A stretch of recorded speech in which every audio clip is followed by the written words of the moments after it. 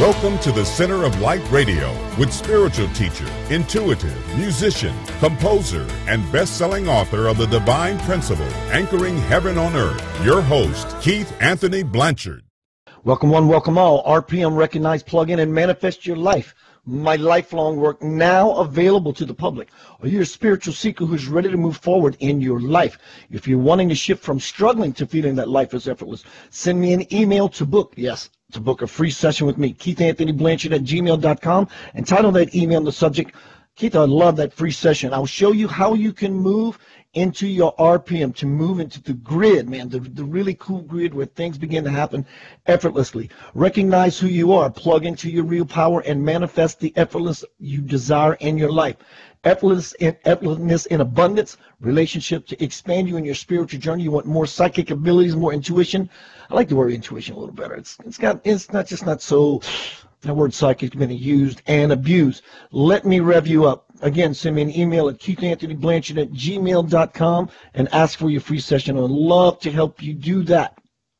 If you've been listening to Center of Light Radio for a while, you know that I spend almost all of my time creating and putting out an abundance of information and how to expand one's life into greater degrees of bliss. Now, Center of Light beings, I want to provide you with an outlet to plug into my RPM energy grid. Go to Center of Light Radio. Click on that Ferrari you will see at the bottom of the page. It'll take you to the RPM program. It'll tell you what you get and what you will be able to create. You'll have these one-on-one sessions, as I mentioned, with me. But also look to the right of that. You'll see a sign-up form. Fill it out. You'll have access to my ongoing newsletter program, which will begin shortly. But I will begin to send you, in bundles, of course, all of my creations up to this point. Check this out, digitally, but for free. Fill it out. And that process will begin immediately, and everything begins to roll. Welcome to Center of Light Radio. Again, my name is Keith Anthony Blanchard. I did get a message from my alien-human hybrid friend who is head of security in this quadrant of our galaxy. Hard to believe, I know, but the truth does not need anyone's permission to exist. He denied my request to interview him. He said, Keith, I would just love to, but my level of security, I just cannot do that. But hopefully we'll get Dr. Rex Hare on the show, who was the first person I've interviewed on Center of Light Radio on Inception Radio Network 3 years ago. One of the participants in this experience with Nucleus Alien Human Hybrid. He was around it for 4 years. He's a 40-year clinical psychologist. Trust me, he knows what human behavior looks like. And this was nothing of the sort. Now it's time to get down to Center of Light Radio business. Let me tell you a little bit about my guest today. The show title for tonight is No One, Not a Single Soul. No one is born racist. Jane Elliott, international known teacher, lecturer, diversity trainer, and recipient of the National Mental Health Association Award for Excellence in Education, exposes prejudice, and bigotry for what it is, an irrational class system based upon purely arbitrary factors. And if you think this does not apply to you, you are in for a rude awakening. Bold statement. In response to the assassination of Martin Luther King Jr. over 30 years ago, Jane Elliott devised the controversial and startling blue eyes, brown eyes exercise. This, now famous, exercise labels participants as inferior or superior based solely upon the color of their eyes and exposes them to the experience of being a minority. Everyone who is exposed to Jane Elliott's work, be it through a lecture, workshop, or video, is dramatically affected by it. You can find more about my guests at www.janeelliott.com. Welcome to Center of Light Radio, Jane Elliott. Well, thank you for welcoming me. I don't know why you're having me on, but I'm perfectly happy to do this. Well, I'll tell you why, because I watched you on social media here and there for a couple of years, and one day something said, Keith, this is a must. I love your message. It is my message. I think it's the message of lots of people. So let me ask you this question, Jane, if I may. You, I, and people look alike. We are definitely not racist, but some of us just are not. Wait. Don't say I'm not a racist. If you were born, schooled, and raised in the United States of America, and you're not a racist, you didn't go to school, number one. And if you did go to school and you aren't a racist, you're a miracle.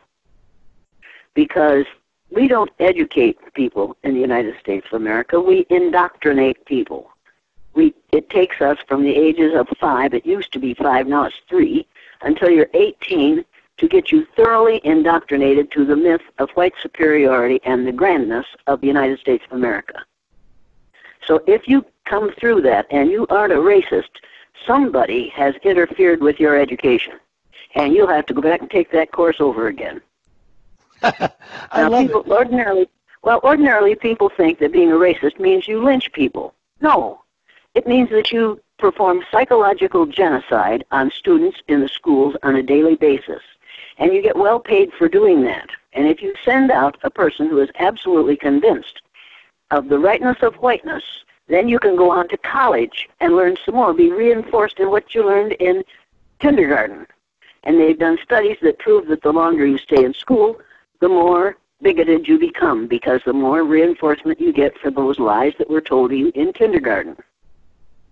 Now that sounds really harsh and cruel and rude and mean, and nobody listening to this is going to think it applies to them. But close your eyes. I don't know whether your eyes are closed, but close your eyes and picture a racist. Now open your eyes. What did you picture? Someone who is racist, and it didn't seem like any image of myself. I'm not saying I don't have some of that deeply rooted and has any residual effects, but I know that Keith Anthony Blanchard, myself, it doesn't exist in me in a conscious way. That is a fact. Well, if it doesn't, are you a person of the white color group or another color group? I'm a white boy. Yes. Well, I'm sorry, but number one, you said a white boy. Yes. And boy is the word we use to infantilize males of color on a daily basis.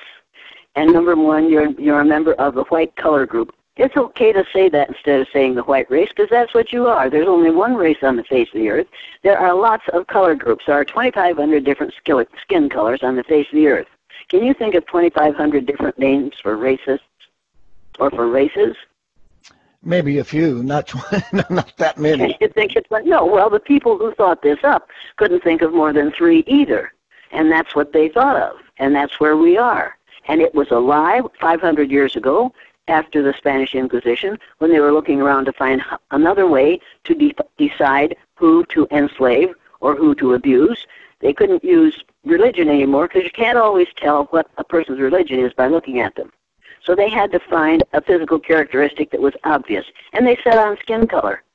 That's only been 500 years ago. There have always been many different people of different colors, but basing basing our ability to kill or to enslave people has been based for 500 years on skin color. It makes no sense at all. Skin color is simply your skin's reaction to the sunlight. It's a chemical, melanin in your skin, either the presence or the absence of it does not change your intelligence. People need to know that, but they don't know it because they've had 500 years to learn a lie.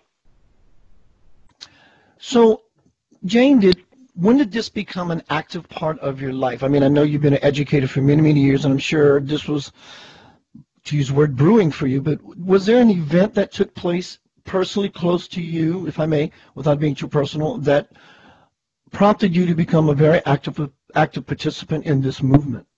Beautiful. Yeah, I was in college, and I had high school, and the only person that we ever saw while I was in high school was one black football player who was on an opposing team. And my brother played football, and he said, that guy's one of the greatest sports I've ever seen. He's terrific, and he's not only a sportsman, he's a good person to be, to be in a contest with. And at that point, I thought, then maybe we've been lied to for a long time about black people not being as smart as the rest of us.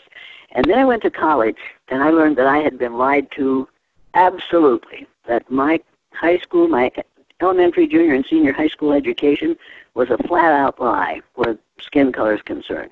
Made me furious. And then I married my lovely husband, who looked like Marlon Brando. Did he ever? And we moved to Waterloo, Iowa. Yeah, oh God, I love it too. And we moved to Waterloo, Iowa, which was called Little Chicago because the number of blacks that were there. And awful things were said in the area in which we lived about blacks, but my husband worked in a grocery store that was in the North End, which was the black section. And he found out that one person who worked for the federal government came in every week and stole from him. The blacks didn't.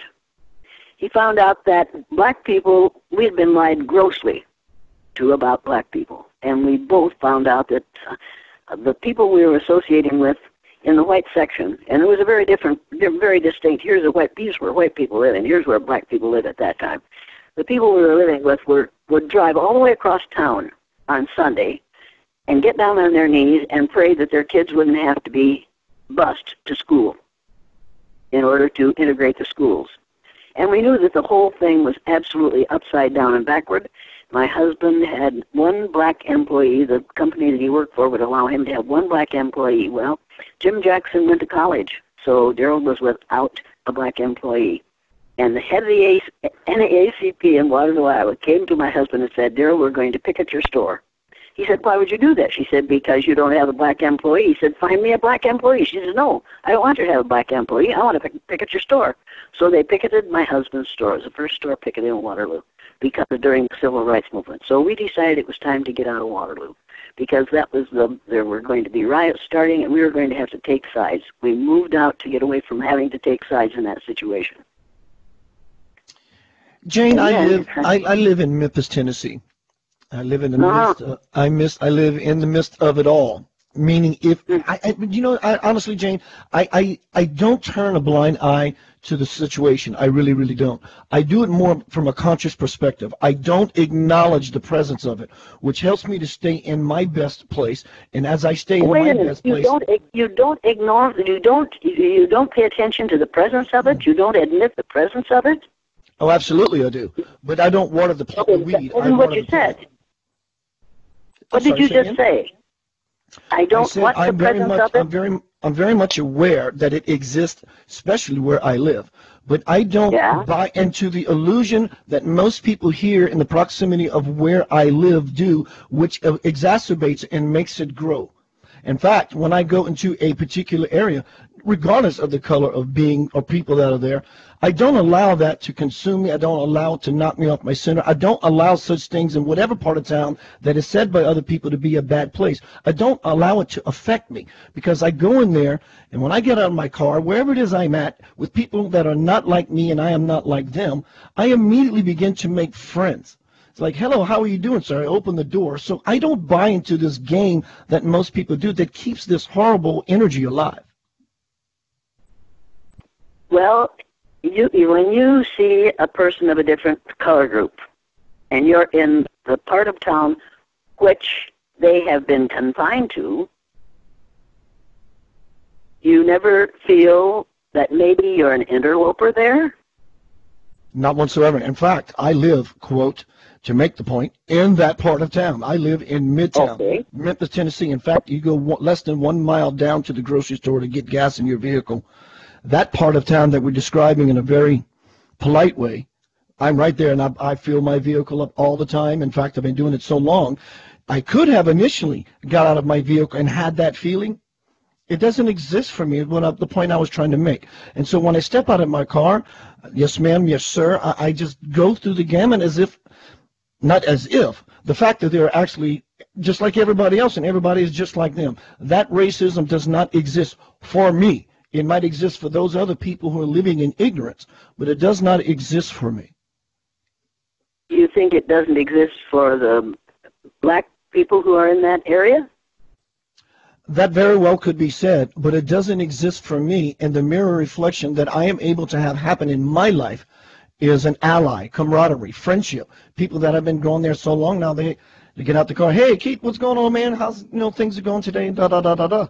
It doesn't exist. I don't buy into it and I don't turn a blind eye to it. I know there is an issue and a problem that exists. It doesn't exist for me. But please don't say it doesn't exist for you, because whether or not you go along with that, to say it doesn't exist for you is just to make the statement that I don't have to worry about it. You see, as far as I'm concerned, you're one of my cousins, and so are all those people of all those other color groups are my cousins. If it exists for them, it exists for me, and I want it stopped. Oh, totally agree. I understand your point in that aspect, because that's why I had you on this show, for the very reason that you can educate myself to different ideas. For the reason you can educate myself to different ideas, as well as other people. Absolutely. I care about the situation. But for me, on a personal level, how it affects my day-to-day life as I move about in the world, I do not live in fear of said racism, especially for the part of the country that I live in. I do not. But listen to what you're saying. You don't live in fear. You don't have to think about it. It doesn't exist for you. That's exactly what I want every person in Memphis to be able to say. It doesn't exist for me. I don't have to live in fear. I send my 10-year-old boy out to the grocery store. If he comes home with a toy that looks like a gun, I don't have to worry about him being shot by the cops. I want everybody to be able to make the statement that you just did. It doesn't exist for me. I have no fear. I can go where I choose to, be what I choose to be, do what I want to do without being afraid that I will get into the hands of the law. I don't worry about racism. For me, I worry a whole lot about it for others. Oh, I totally understand that. Yeah, absolutely. I do get that for sure. Elie Wiesel said, you must not tolerate the intolerable. And if it's intolerable for one black mother, it's intolerable for me, because that black mother is one of my relatives, because we all came from the same black females who evolved about 500,000 years ago. You know, now I think you and I now are on the same page, Jane. I think we're on the same page. Yeah, I think we had a different dialogue. But yeah, that's what this is all about, though. Words have consequences. People have been killed by words on a daily basis in this country. Ever since we started this country, we have been killing people with words. We do it all the time. And yet, when I was a kid, we said, sticks and stones may break my bones, but words will never hurt me. It wasn't true then, and it isn't true now. Sticks and stones may break your bones, but words cause we use words to do psychological genocide every day in this country. And when somebody says, and when a white person says, it doesn't affect me, oh my God, do you realize how lucky you are? And I don't think most of us do. I don't think most white folks understand how lucky they are. And it isn't because they have white privilege. It's because most white folks are ignorant about what causes skin color and what skin color means. And so they dislike people or distrust people and they blame it on the color of somebody else's skin. It isn't the color of skin that's the problem. It's the ignorance about skin color which is the problem. Beautifully and we said. do a bad job of educating. Beautifully said. I totally agree. Jane, let me ask you this. I understand the power of words. I understand that people, out of ignorance, throw words around and it cuts like a razor on someone's colored or whatever non-colored skin. I totally get it. And sometimes by the way we act towards them is just pouring salt into the wound. But let me ask you this, and I'm truly asking you this because I want to know what you think about this. What about personal responsibility? And what I mean by that is, you know, I go out in public all the time. People call me words. I had an incident sometime in the recent past. Someone called me a big old fat name I'm not going to announce on the air. But I decided in that moment for me that I'm just going to step aside and metaphorically, energetically not let this bother me. And in so doing, I had so much peace, because as soon as I would have sounded off back to this person, I would have been in the midst of a fight, and I don't mean necessarily a physical confrontation, but just in a bickering and ongoing debate task with someone else. But in my stepping aside, that person was left to be with themselves, because I didn't engage or buy into the dynamic or the game of someone that called me that name. A lot of people of whatever shade of color of skin have raised themselves out of, quote, the hood. They've raised themselves out of the projects, the metaphorical projects that seems to invade everyone's consciousness in that way. So where does personal responsibility come in to say, you know what, I'm truly above this. This does not affect me because I am not what you think I am. You are what you think I am.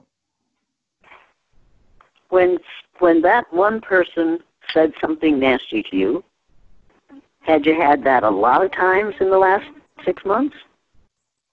No, I totally get your point. Absolutely. No, that all right, then let's make the point. The point is that was one person attacking you. with no support behind him or her. That little black child walking down the street every day knows that the whole society, other than his own parents and brothers and sisters and the members of his color group, see him as less than human on a daily basis. And it isn't one person saying these things. It's the President of the United States saying these things. And the President was elected by the members of the Electoral College. So that kid knows that not only does that little boy in the next seat think less of him because of that little boy's ignorance about skin color, the whole society does. It elected a man who says ugly things about other color groups. So one-on-one for you is very different, as an adult, is very different than society on one 24/7 for a little black kid, or a little brown kid, a little Native American kid, or any of those people who came to this country from those shithouse countries, as our president described them. You see, it isn't just one person. Yeah, it isn't just one person. This kid hears this all day, every day. If he turns on the television, he's bound to see that he is less than. If he goes outside to play, if he doesn't stay in the right place, he's bound to be told by a whole lot of people that he's less than. The television tells him that he's less than. Yes. The church tells him that he's less than, because last month, when we showed pictures of Jesus, he looked just like the little Pillsbury Doughboy. Now, Jesus didn't look like the little Pillsbury Doughboy. Jesus had feet of bronze and kinky woolly hair. Right. Right. So that little black kid is being blasted with this stuff all day, every day. You got it once, he gets it. He gets it from before he's born, because his mother doesn't get the same treatment in the delivery room that the white women do. And if you think I'm lying about that, then come with me to a midwives conference and hear the reason many of them became midwives.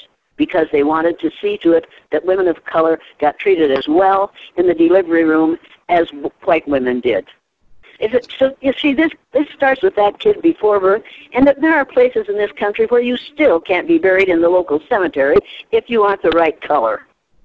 So this isn't something that happens, once and I just said he's ignorant. No, that's everybody, including your teacher and your preacher and the person running the pharmacy and the person running the supermarket and the person in the gift shop and at the filling station, and the cops all say this, all give the same impression of how they feel about you. That's a whole lot different from one-on-one for an adult. Thank you for the fresh perspective, because being me, I'm old enough, I have enough common sense, I've done enough spiritual work on myself to where I can't step aside and not let it affect me. And then you bring up this little boy who doesn't have those kinds of abilities. I totally get that. And then most people would say, well, it's the parent's responsibility to raise the child to be, you mean the same parent that was raised when they were a child, subjected to the same oppression? So, I totally get that now. See, there we go again. We're saying it's the parent who raised the child who's being abused, right? No. What about the parent who raised the child who's doing the abusing? Let me clarify my statement. Most people would automatically go to, it's the parent's responsibility to raise the child to be solid and stable. And my next thought was, you mean the same parent that once, when they were a child, they had the same experience of being bullied. So how could they do so? Raise the child. But they do it all the time. Black women and men do that all the time. Sure they do. Black women and men, particularly black women, raise children who are strong and stable and develop coping skills that you and I have never developed because we've never had to. Sure. But when you say the parents, it's the fault of the parents. It's the fault of the parents who raised the kid who is mistreating somebody because of the color of their skin. Those parents need to be. Those are the ones who are making the mistake. And those are the ones who solidly, to this day, believe that no black man had better look at my white daughter, and no black daughter should ever look at my white son. Yes. Those parents are the ones who need the counseling. Those are the parents who need to be re-educated, but they need to be reconditioned because they have been conditioned to believe in the myth of white superiority. They need the reconditioning, not the black kid on the street who's being abused by the kids whose parents haven't grown up. For me, Jane, it's truly not a black, white, red, yellow, blue issue. It isn't. That's because you're white. That's because you're white. If you're black, it has to be a black, red, But white, at yellow some point, issue. don't you think personal responsibility? I'm not saying that we didn't have white privilege and we had it easier. I'm not any way, shape, form of No. Don't use that. white privilege with me don't use white privilege with me because the person who did the white privilege, have you read Peggy McIntosh's list of white privileges? I have not. Now, before you quote white privilege again, before you even use that phrase again, read that list of white privileges. She had 25 white privileges. I have these privileges because of my race. I can stand up and give my opinion and not be ridiculed because of my race. I can get in a house, I can buy a house in the neighborhood I want to and not be refused that house because of my race. Now, she wrote that before anybody told her, Peggy, baby, there's only one race. If you can do those things because of your race, and we're all members of the same race, then we should all have those same freedoms. We should all have those same privileges. But we don't have those privileges because of the ignorance of white people who think that there's only one race. And the list of white privileges nails down, absolutely reinforces the idea of race. She will eventually restate every one of those white privileges, and she'll say, I can do these things because of the color of my skin. And once she puts the color of my skin there, it is going to be so ludicrous and so ridiculous and so ignorant that she will stop talking about white privilege.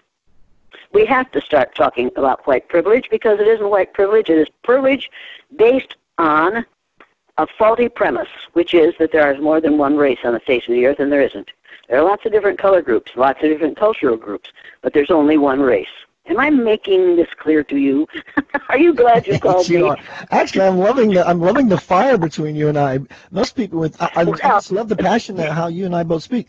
So, Jane, we're at the bottom of the hour. Everyone, this is Keith Anthony Blanchard, Center of Light Radio, 6 p.m. Eastern Time, every Monday night. I didn't announce at the beginning of the show, but very soon, either the beginning of February or March, we're going to add another hour to this broadcast, which I'm very, very excited about. Stick around for details on that. Today, my guest is Ms. Jane Elliott. You can find more about her at JaneElliott.com. Jane, is there anything else you'd like to say to listen audience so they can find out more about you and how to find your works and your books and all that cool stuff? You don't have to find out more about you don't have to find out more about me. What you have to find more out about is people who are other than of your color group. Let me ask you this. Who was our first black president? I'm assuming it would point to Obama, unless there was someone who was interracial that had just lighter skin. Abraham Lincoln was our first black president. He was part black.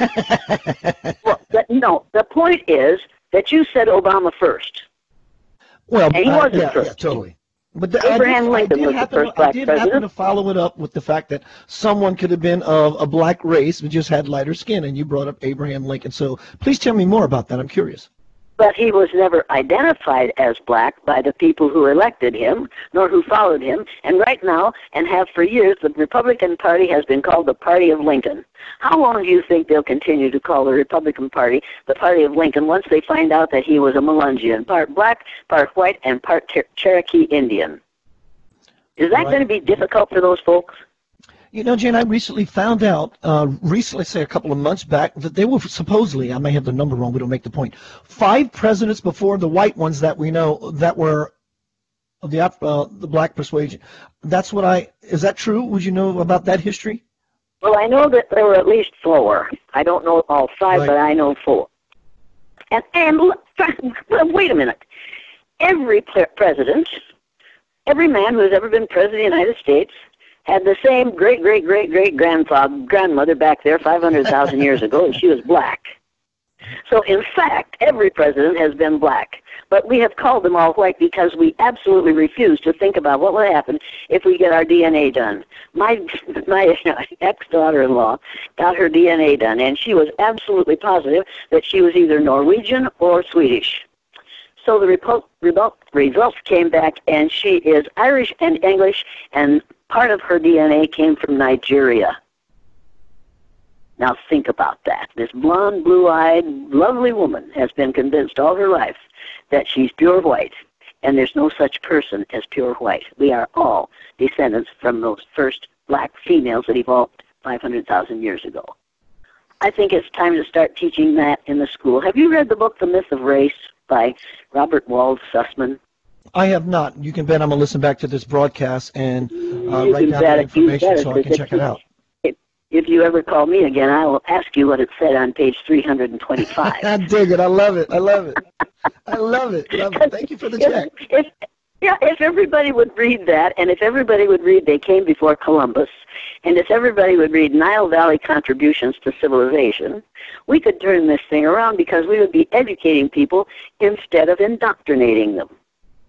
If kids could go to school during National Brotherhood Week and see that we really are not all brothers but all cousins, if they had teachers who would really say, now look, here's the way it is, here's where your family came from, and they would all end up realizing that we all came from black people in sub-Saharan Africa.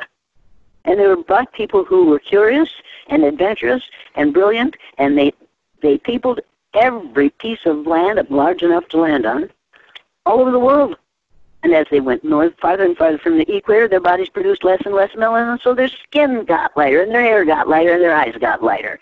And that's what skin color is all about. And I think it's if we could just convince white people of this, we would have freedom at last in this country. But as long as we believe in the myth of race, we will never be free. We will always be, our lives will be dictated by the lie of race.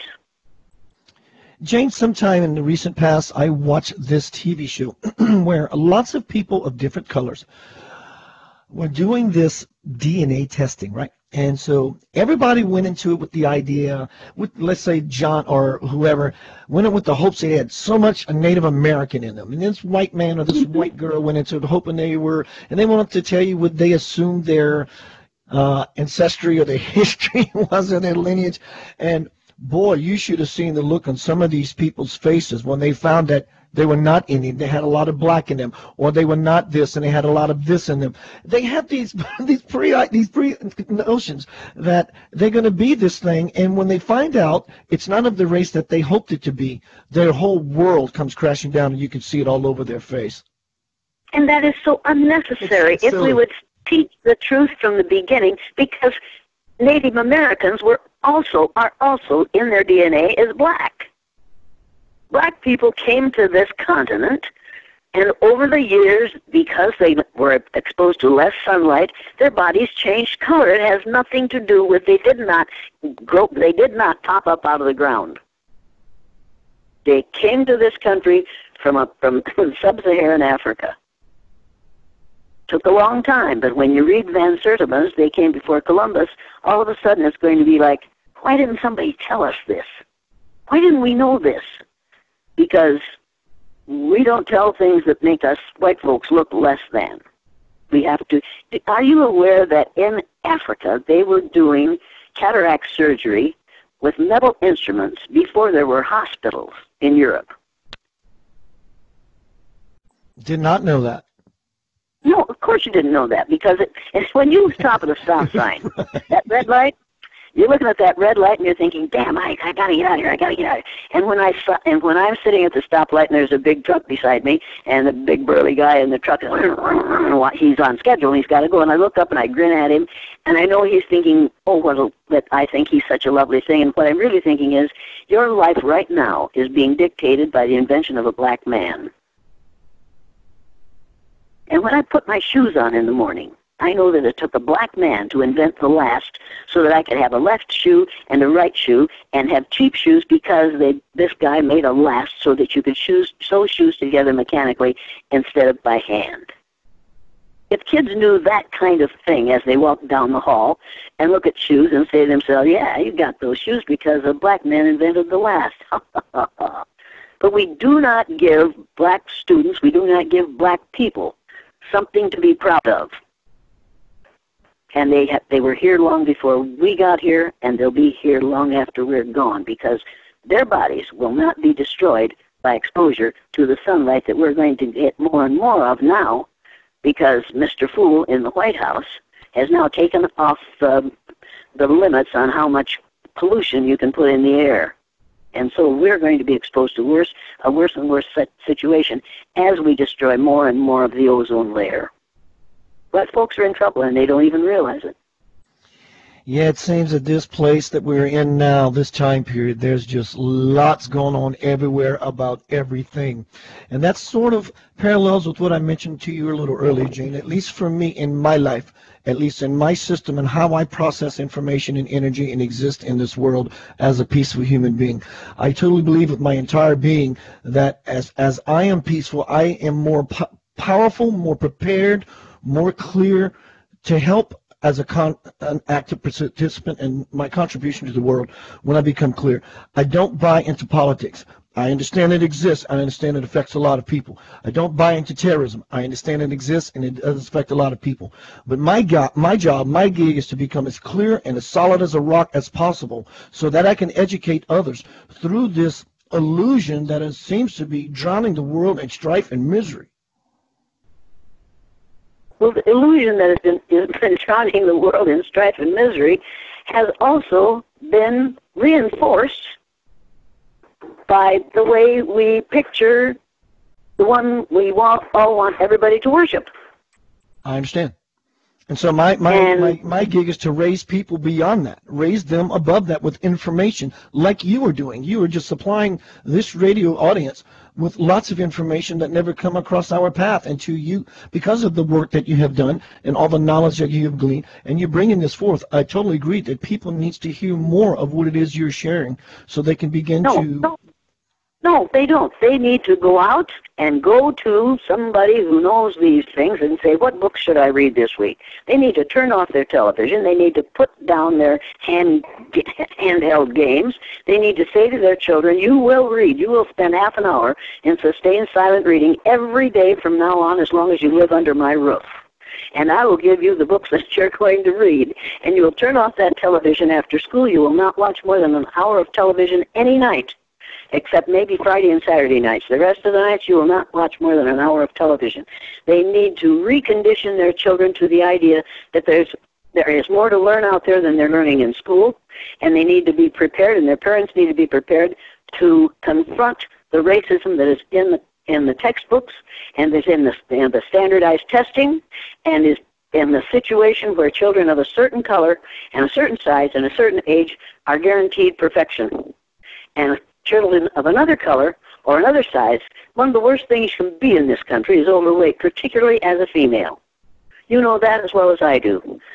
We destroy young girls every day because we dislike the way they look. We destroy little children of color every day. We make them think less of themselves.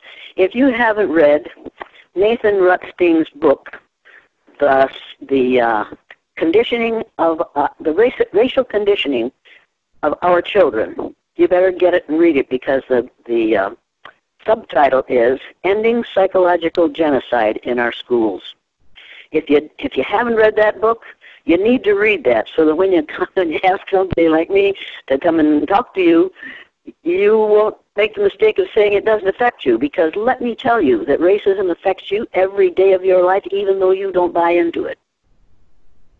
It affects you in the way here are the things that you're going to buy to wear, and they will be produced in another country, because the people who would work producing them in this country would be people of color, and we don't want to spend that much money paying people of color for doing those jobs. So we send them overseas, and people of color produce all these lovely things and work for something like maybe 25, 35, 40 cents an hour. That's racism. Yeah, every one of us is affected. Yeah, every one of us is affected by racism every day. But if we're white, we can say, I don't see it. The last time anybody said to me, I don't see color, will be the last time they'll say it to anybody else. Because when some woman, it's usually a white woman who says to me, I don't see color, I say, well, if you saw color, you wouldn't wear that dress, that blouse with those pants. It's obvious you don't see color. And then they say, you know what I mean. I say, I know exactly what you mean. What you mean is you don't want to see somebody's color because you are uncomfortable with skin color. So you're going to pretend you don't see it. You're going to say you're colorblind. I couldn't tell you the names of all the people that have told me they were colorblind. And I say to them, let's go down, as Linda Guillory did. Black Linda Guillory said in a workshop I was doing, let's go. Somebody bounced up to her and said that, and I was standing there, and I thought, oh, Lord, I've got to back up. There's going to be bloodshed here. I don't want to get blood on this suit.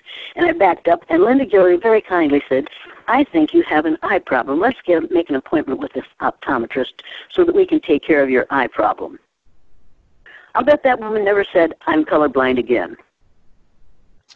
Jane, you had mentioned Europe a little bit ago. Let me ask you: do you think that the level of racism is that which it is in America, in Europe? The letters that I get from overseas would tend to indicate that it is exactly the same. And I've been to several countries overseas, and the same thing is happening there as is happening here. And one of the reasons it's happening is because we send people to fight in wars in Europe and spread that vicious, disgusting racism everywhere we go. And now we have people all over the world have access to television. And if you have access to United States television, you have access to how to be a racist. Want to talk about responsibility? Sure.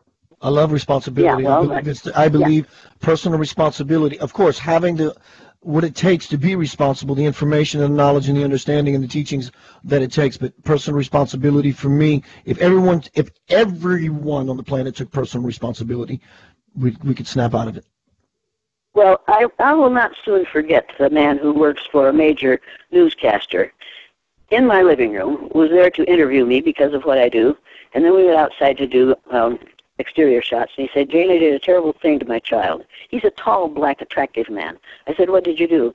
He said, we were living in Japan, and we had no problem. And we came home, and we were watching I was watching television the night the man was doing the business on the bell curve. Remember that bell curve? And he said, my son, who was 5 years old at the time, turned around and said, Dad, why are they saying those awful things about us? So he changed the channel, and it was a different, very erudite white newscaster saying the same kinds of things. And the kid, he said, he got up in my lap, and he said, Daddy, let's go back to Japan. I don't want to live here anymore.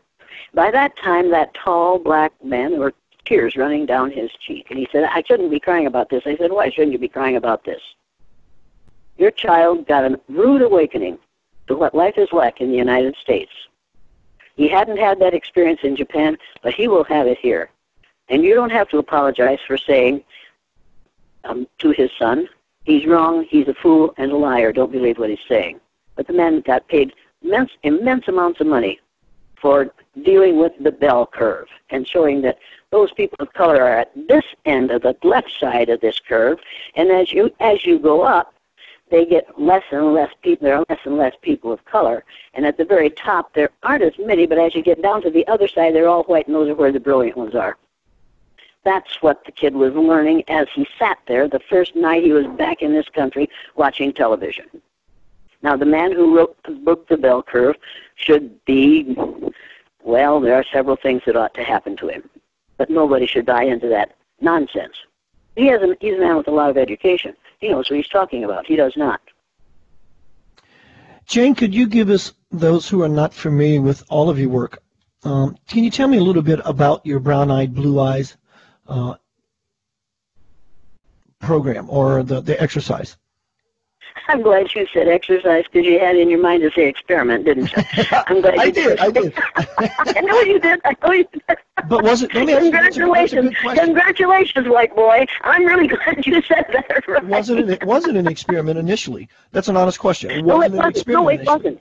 It was never an experiment. And let me tell you, what I do is create a microcosm of society in a third-grade classroom or a boardroom or a learning center, and I put people through an exercise in discrimination based on the color of their eyes. And I put brown-eyed people on the top every time, because most people of other color groups have brown eyes, and they've had all the abuse they need to take in this country. The first time I did that was the day after Martin Luther King Jr. was killed. And I can't talk about that. Saying those words causes me pain, because Martin Luther King Jr. had been one of our heroes of the month in February, along with George Washington, who owned slaves, Abraham Lincoln, who refused to free the slaves until he absolutely had to, Daniel Boone, who took over Native Americans' land without paying them anything, and Davy Crockett, who was killed as he tried to kill Mexicans as we tried to take over their land. Those were our heroes of the month. Did you find your check? I was going to have to go into my classroom the morning after that happened and explain to my students why Martin Luther King Jr. was assassinated.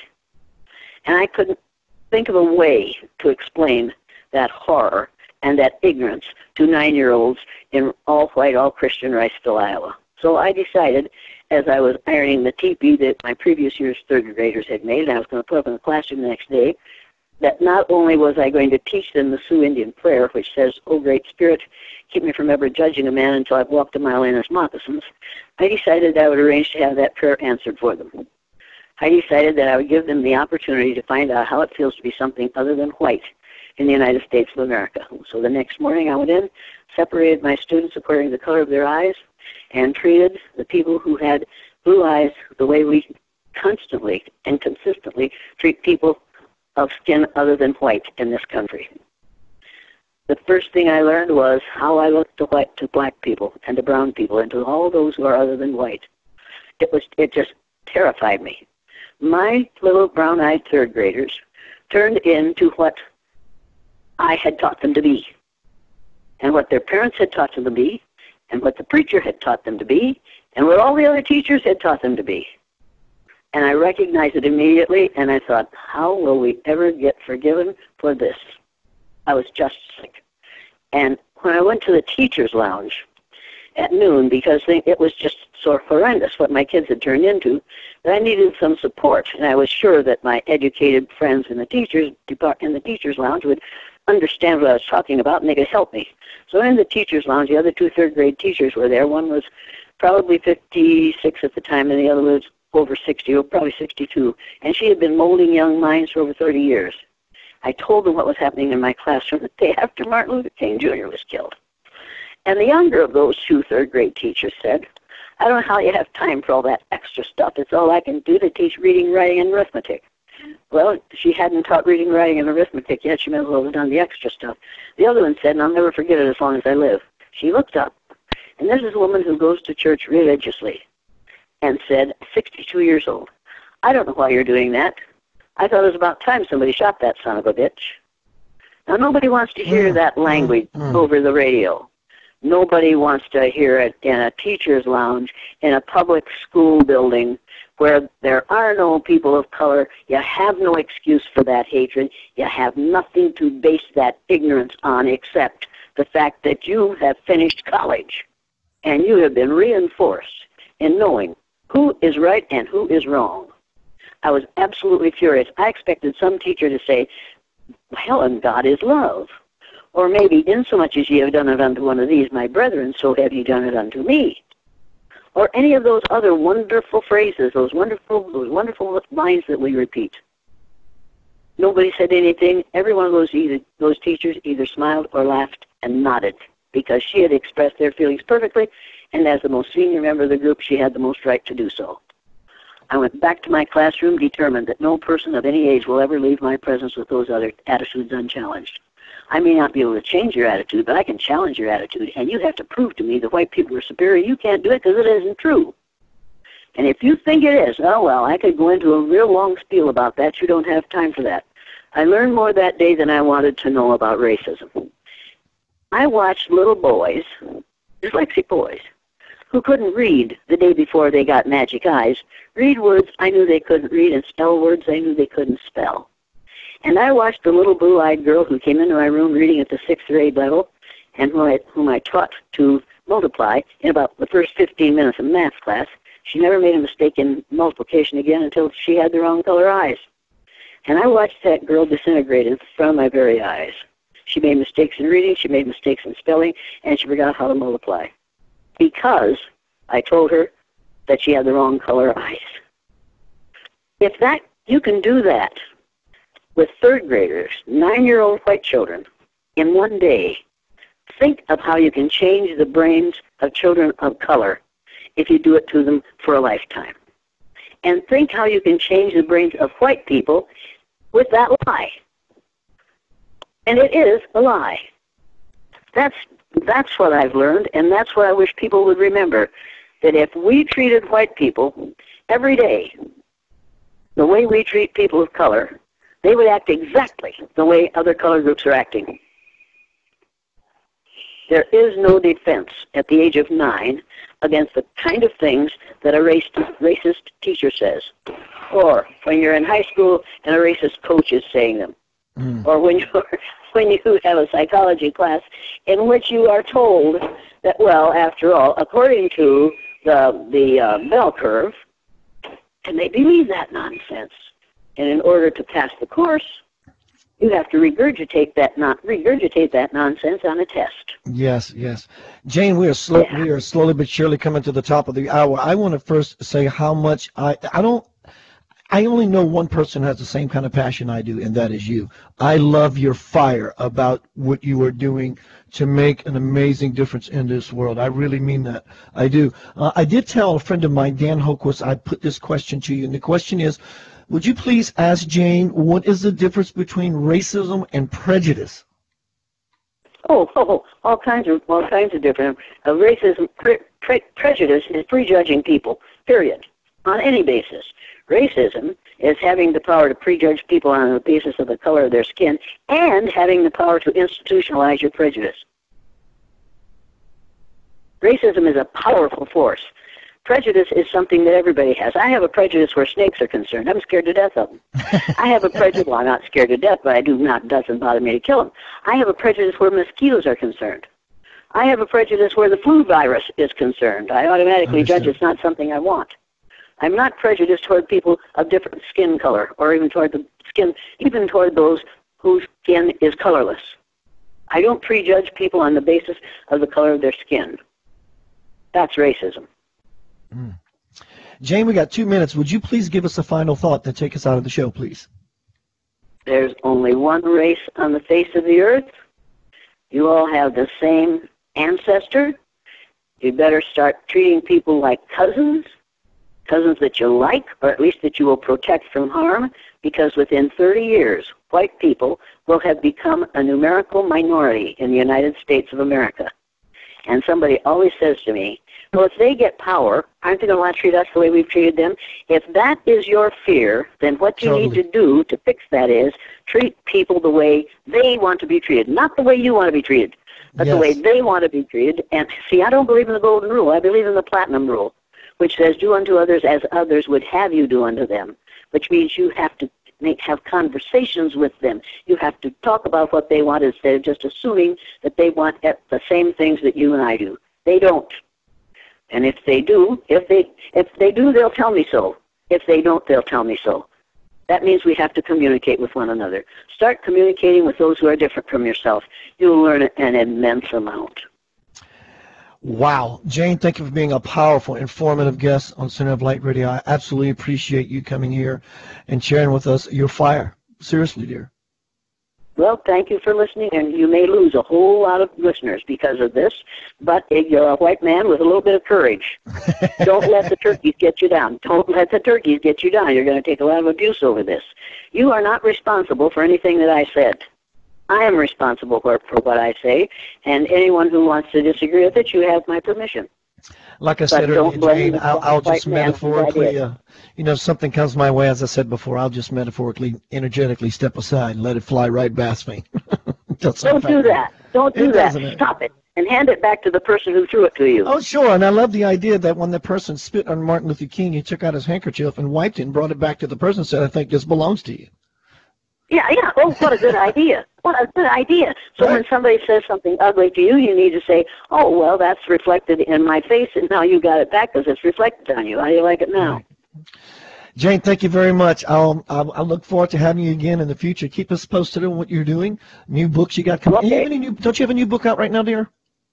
Well, yeah, I wrote a book called A Collar in My Pocket, but it isn't a book as much as it is a memory of the things that have happened to me. And I advise people to read it because if they do, they'll find out how white people respond to being treated for a few hours the way black people are treated for a lifetime. Sounds like a wonderful book to everyone. Ms. Jane Elliott, you can find more about this powerful guest at www.jane, Jane, Elliott, ELLIOTT.com, JaneElliott.com. Next week on Center of Light Radio, my guest is going to be Charis Molina. Powerful spiritual lady. Oh, I'm looking forward to having her. Also remember, people, when you lay down at night, you have nothing to do. Nothing to do except go to sleep. Breathe, breathe, breathe, breathe. Breathe with the intentions that you wanted something beyond you've always known. Information, wisdom, a new way of seeing, a new perception. And I promise you, if you open your heart and you really mean it and you are passionate and sincere, and that floodgate begins to open, dear Lord, what comes through will change your life. Keith Anthony Blanchard, Center of Light Radio, every Monday night, 6 p.m. Eastern Time. I look forward to seeing you here. Please tell everyone you know. Let's change the world one person at a time. It's called Do What You Love Worldwide Movement. I love you.